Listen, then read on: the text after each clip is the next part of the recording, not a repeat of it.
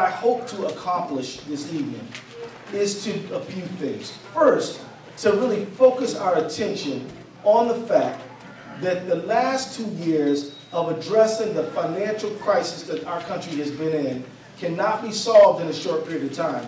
We've got to be motivated and organizing to have maximum success at the polls in order to achieve the results that we need. We can't do it without you, but we're not just going to ask folks to vote. We're going to ask folks to get out there and talk about our economic life together, to have equity in this country.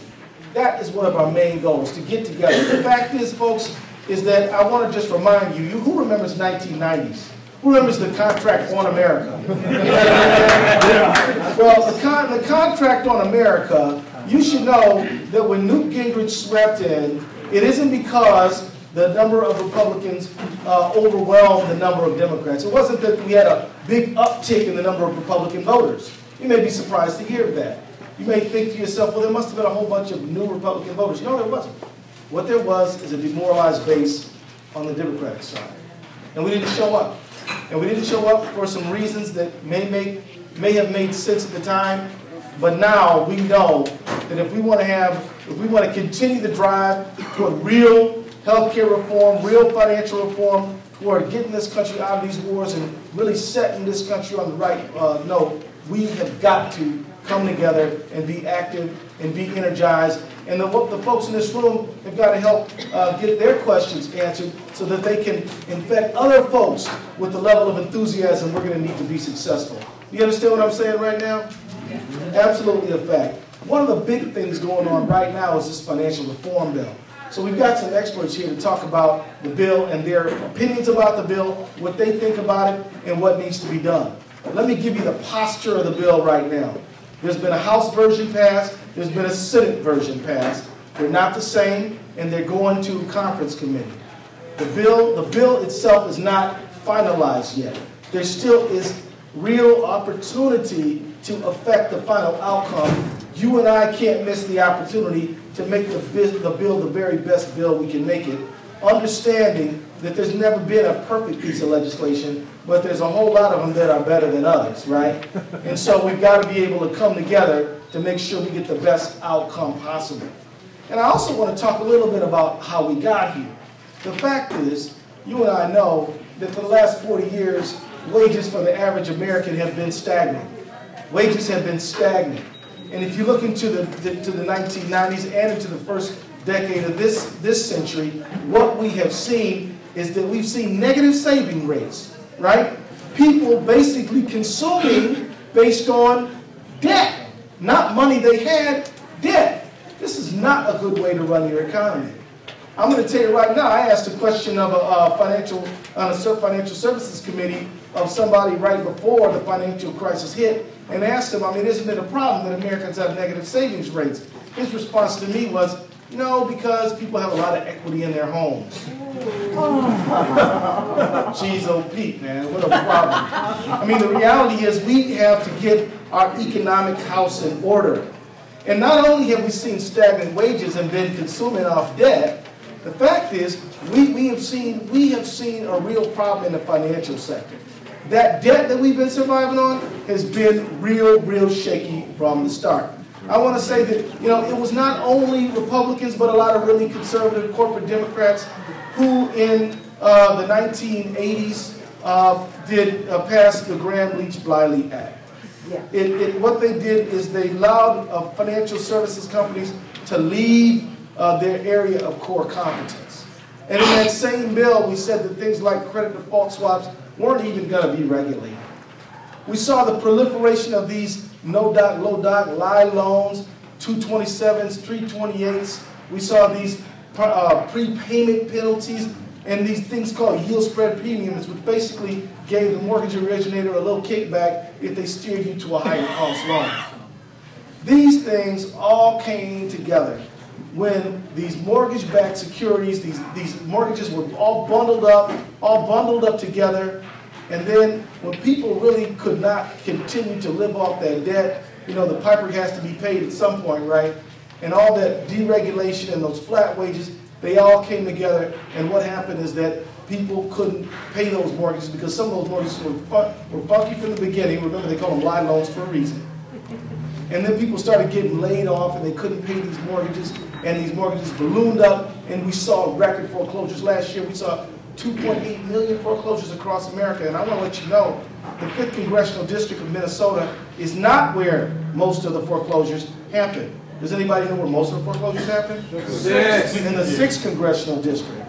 Now look, I'm not blaming any members of Congress. I'm really not blaming any members of Congress for the foreclosures, except for maybe Phil Graham and a few others. But I do blame them for not trying to do something about it. Yes. Right? I do blame them for voting against everything we have tried to do to help people to get their loans, their mortgages remodified, to get into a situation where we can stop these foreclosures. The fact is that deregulation, flat wages, and the idea that the market answers all questions and that we don't need any government, the government's always wrong and in the way, that's what got us into this mess. We need a private sector, of course. We also need a strong public sector, too. And we need to have the balance to make sure that as people get out there in the market, that there's somebody who's a cop on the beat making sure that the rules get followed. And we got, that's right, that's what and so right now we are in a historic moment. We're in a historic moment where we can pass a bill that'll do some things that I think are important. One thing is that we will have a consumer financial protection agency, an agency that says, look, if you're going to loan consumers money, we're going to be looking over your shoulder to make sure that you're not using tricky terms, that you're not using the fine print, that you're not getting them with these exorbitant, usurious interest rates, that you're not going after these folks and taking advantage of them. And now some folks over here who've been taken in by these tricky loans, they may blame themselves. Does anybody know anyone like that? Who kind of felt like, man, I was so stupid, how could I do that? Well, let me tell you something. If somebody is issuing these loans every day, and 5 in the morning, 5 at night, and all you do is go buy a car every 10 years or something like that, they're going to get you. That's what they do every day.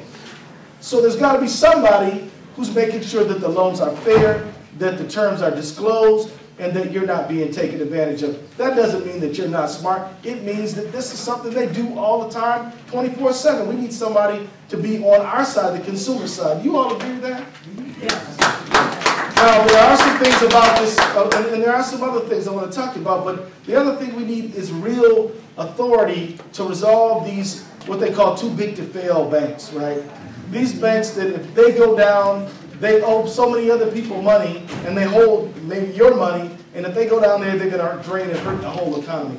We can't allow these Lehman Brothers and these Bear Stearns to get bailed out anymore. We've got to end this period of time.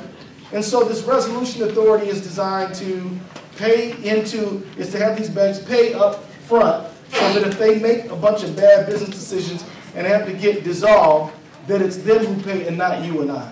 Very important. And we also, you all heard about these things, these credit default swaps in the course of this thing. What this basically is that this is sort of like insurance. I put insurance in air quotes because it's not really insurance, it's just like insurance. Kind of like, like it's not really butter, but it's just like butter, right? It's yellow and it's kind of creamy, but it ain't butter, right? So it's not really butter. So the thing is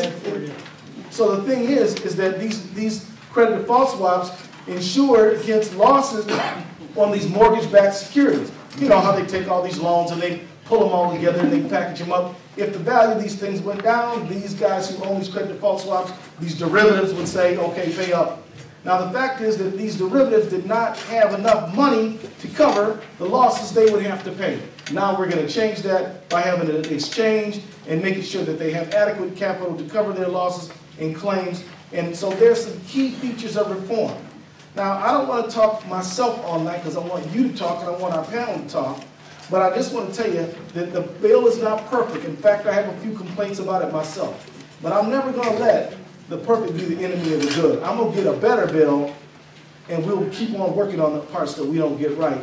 One part that we didn't get right, and I need your help to help it get right, I need your help on this, is that they said that the auto dealers who lend money to buy cars are going to get an exemption. Now, you should know that this is a problem. Let me tell you why. One is that if you go to your credit union and say, I need an auto loan to buy my car, then the Consumer Financial Products Agency will be looking over your shoulder to make sure that loan is fair.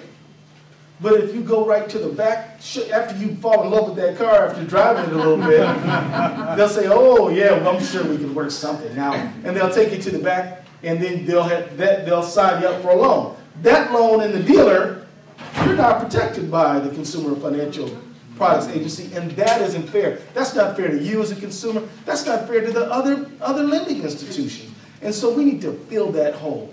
So I'm hoping you guys will consider writing some letters, because I wrote an article about saying this is wrong, and I think that we need to really do something about it. It's a hole, and why is it there? Because the auto manufacturers were basically giving the shaft to the auto dealers, and so everybody kind of felt sorry for them. So then they say, well, we're going to use our sympathy to escape regulation. Let me tell you, it's no regulation, it's no injury or no penalty to the auto dealers. They have to give you a fair loan. Right? Right. We're not saying they can't loan money. We're saying they can't do it in a sneaky, unfair way. That's all. What could be wrong with that? So we need your help.